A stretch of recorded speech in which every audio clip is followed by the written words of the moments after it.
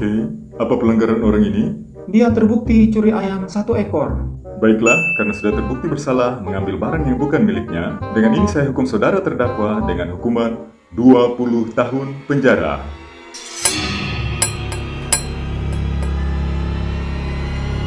Wah, Pak Hakim, Anda benar-benar tidak adil dan tidak punya kasih. Shalom pemirsa, melihat adegan di ruang pengadilan tadi, kita pasti setuju dengan si terdakwa. Ya, hakim itu tidak adil dan tidak punya kasih. Hukuman yang dia berikan tidak masuk akal. Tapi mari kita pikir, hakim itu hanya manusia biasa. Sebenarnya wajar kalau dia bisa tidak adil dan bisa tidak punya kasih.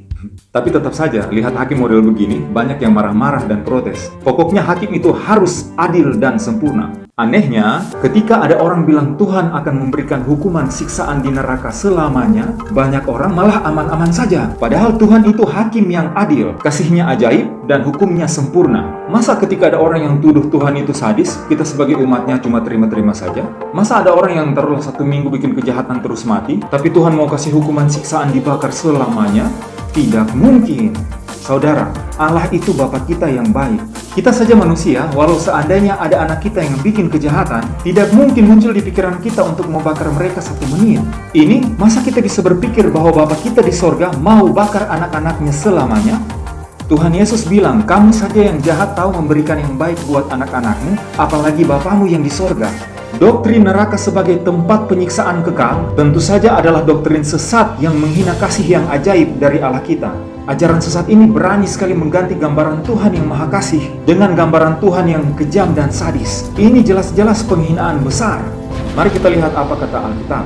Yohanes 3 ayat 16 adalah ayat yang hampir semua orang Kristen hafal. Di situ Tuhan Yesus berkata, "Karena begitu besar kasih Allah akan dunia ini, sehingga Ia telah mengaruniakan anaknya yang tunggal, supaya setiap orang yang percaya kepadanya tidak tersiksa, tidak binasa, melainkan beroleh hidup yang kekal." Ayat ini saja sudah sangat-sangat jelas. Tuhan tidak pernah bikin pilihan tersiksa kekal di neraka atau hidup kekal. No. Yang ada hanya binasa atau hidup kekal. Itu saja. Terus kalau begitu, api neraka itu sebenarnya untuk apa? Mari lihat lagi jawaban Tuhan Yesus dalam Matius 10 ayat 28. Dan janganlah kamu takut kepada mereka yang dapat membunuh tubuh, tetapi yang tidak berkuasa membunuh jiwa. Takutlah terutama kepada Dia yang berkuasa membinasakan baik jiwa maupun tubuh di dalam neraka. Sangat jelas di sini, neraka itu adalah tempat kebinasaan kekal, bukan tempat penyiksaan kekal. Mereka yang mati dalam Tuhan, santai, nanti Tuhan kasih bangkit. Tapi kalau orang jahat mati di neraka, siapa mau kasih bangkit? Baik tubuh maupun nafas hidupnya, satu paket lenyap sekaligus. Jadi neraka versi Alkitab inilah yang benar. Banyak sekali versi neraka di luar Alkitab yang menggambarkan Tuhan itu sadis. Ada versi neraka di luar Alkitab yang mandornya itu setan, siksa-siksa orang. Ini aneh sekali. Mereka itu yang penjahat besar, tapi justru mereka yang santai siksa-siksa orang. Wah, ini lucu sekali. Kalau di Alkitab, justru setan-setan ini yang paling utama dihukum dan dibinasakan di lautan api. Ada juga versi neraka di luar Alkitab yang gambarkan malaikat yang jadi mandor siksa-siksa orang. Wah, ini malaikat karena setan. Intinya, versi-versi neraka sadis seperti ini telah dibawa masuk ke dalam kekristenan oleh orang-orang yang tidak bertanggung jawab. Tujuannya bikin-bikin takut dan ancam-ancam orang. Yang parah, mereka bahkan jual SPJ, surat pembebasan jiwa. Jadi kalau ada orang jahat yang sedang tersiksa di neraka, keluarga boleh bayar untuk dia bebas dan masuk surga. Waduh, ajaran ini benar-benar sesat. Mereka bikin surga itu bisa dibeli dengan uang. Terus, sejak kapan manusia jadi pengacara neraka yang kasih keluar masuk orang dengan surat jaminan? Saudara, jangan sampai kita tertipu. Sudah cukup Allah kita yang maha pengasih dituduh sebagai Allah yang kejam dan sadis. Alkitab jelas menyatakan bahwa neraka itu adalah api Tuhan yang membinasakan orang jahat di bumi. Jadi di saat penghakiman terakhir, bumi yang berdosa ini bersama semua orang jahat dan malaikat jahat akan dimurnikan oleh api Tuhan. Setelah semua jejak-jejak dosa habis tak tersisa, Tuhan akan memperbaharui bumi ini kembali seperti saat di Eden. Indahnya minta ampun. Jadi di dunia baru ini, umat Tuhan akan hidup kekal bahagia, tanpa ada gambaran sisa-sisa dosa, apalagi gambaran penyiksaan yang mengerikan. Tidak mungkin kita hidup bahagia sambil dengar-dengar orang teriak kesakitan di kejauhan.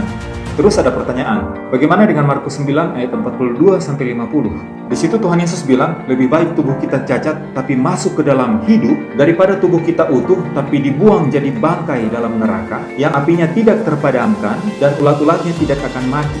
Saudara, di sini Tuhan Yesus menggambarkan neraka Tuhan menggunakan neraka di dekat Yerusalem. Benar, di dekat Yerusalem ada sebuah lembah bernama Hinnom atau bahasa Grekanya Gehenna yang diterjemahkan dengan neraka di dalam Alkitab. Lembah ini di zaman Yesus apinya tidak padam-padam dan ulat-ulat bangkainya tidak habis-habis. Kenapa? Ini adalah lembah tempat bangkai-bangkai binatang dan bangkai-bangkai kriminal dibuang. Setiap hari api dinyalakan untuk bakar ini bangkai-bangkai. Fungsi api dan ulat di lembah ini jelas, untuk kasih habis itu bangkai-bangkai. Kalau ada bangkai yang tidak habis oleh api, yang habis oleh ulat. Sama sekali tidak ada gambaran orang yang tersiksa karena terbakar di sini. Yang ada hanya gambaran orang mati yang habis dimakan api dan ulat. Sekarang, apakah api dan ulat di lembah ini masih ada? No, karena sudah tidak ada bangkai di sana, fungsi lembah ini sudah selesai. Api dan ulat sudah tidak ada lagi di sana. Tuhan ada pakai ini lembah neraka untuk gambarkan api Tuhan yang akan membinasakan habis orang-orang jahat pada saat penghakiman terakhir. Ada pertanyaan lagi, tapi kan di Alkitab ada yang bilang api Tuhan itu kekal.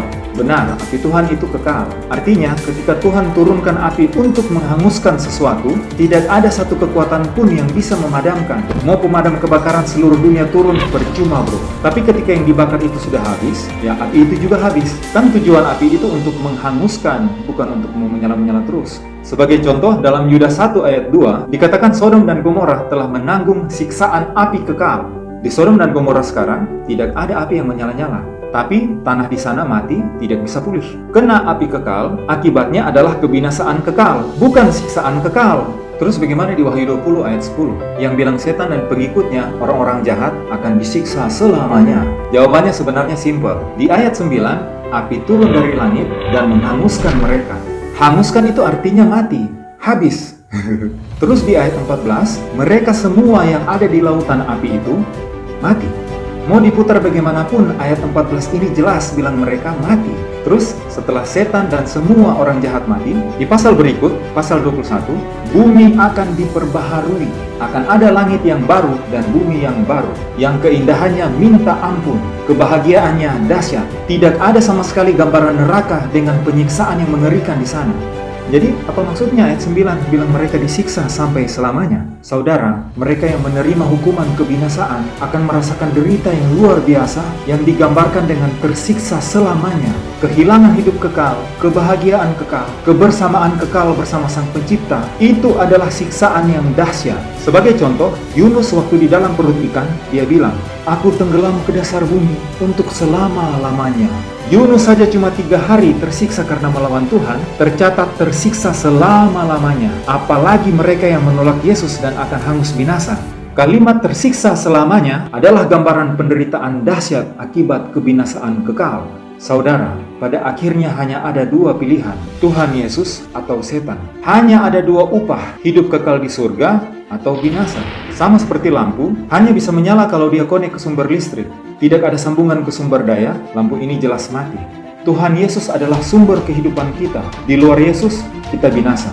Dalam kasih-Nya yang besar, Tuhan Yesus memanggil kita untuk bertobat, karena Ia tidak berkenan kepada kematian manusia, melainkan menginginkan kita semua untuk hidup kekal. Mari kita pilih kehidupan. Hanya di dalam Yesus ada hidup dan kebahagiaan kekal. Mari tinggalkan semua kejahatan. Mari minta Roh Kudus untuk memampukan kita menuruti segala firman-Nya sebagai tanda kasih kita kepadanya. Janji Tuhan itu pasti. Ia akan selalu menyertai kita hingga Ia datang kedua kali menjemput kita.